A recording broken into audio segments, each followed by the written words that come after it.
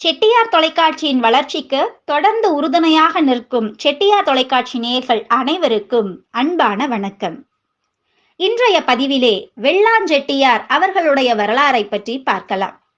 தமிழ் பூர்வ குடிகளான வெள்ளாஞ்செட்டியார்கள் காவிரி பூம்பட்டினத்திலே இருந்து 62 வகையாக தாங்கள் ஆதி காலத்தில் வாழ்ந்த ஊர் பெயரை சேர்த்து சாதிக்கு முன்னால் வைத்துக் கொண்டார்கள்.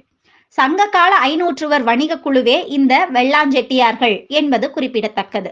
இவர்களை பற்றி பல்வேறு கல்வெட்டுகளிலே 500வர் வணிக குழு என குறிப்பிடப்பட்டிருக்கின்றது.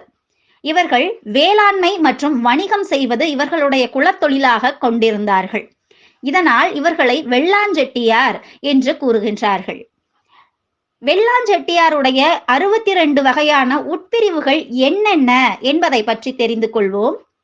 அகரம், அல்லித்துறை, 64 மனை, அருவியூர் தெவ, அருவியூர் வவ, ஆடூர், இரணியல், 20 கிராம, ராசகிரி, இளையாற்ற, உலகமாபுரம், எருக்கமேனி, எசனை, எட்டுக்குடி, ஏலூர், எம்மாப்பூண்டி, காடாம்பாடி, அன்னூர், ஏனைய, கொங்கு, கரந்தை, கங்கைக்குள, கந்தப்பொடி, ஸ்ரீமதுரை, கயத்தாறு, கத்தப்பட்டு, காஞ்சிபுரம், கிள்ளுக்கோட்டை, கீரமங்கலம், காஞ்சி, கோட்டைப்புறம், சங்குமுகம், சுப்பிரமணியபுரம், சைவ, சாத்தூர், சித்தக்காடு, சேலம், சுந்தரம், சோழபுரம், செட்டியப்பட்டி, திருவப்பூர், தென்னார்காடு, திருவேங்கடம், திருச்சிநகர், திருமங்கலம், திருவெள்ளரை, பாப்பாநாடு, புதுக்கோட்டை, பூவாளூர், பூவை மாநகர், பெரியகோட்டை, விராளூர், வெண்பாவு, வல்லநாடு, வல்லம்,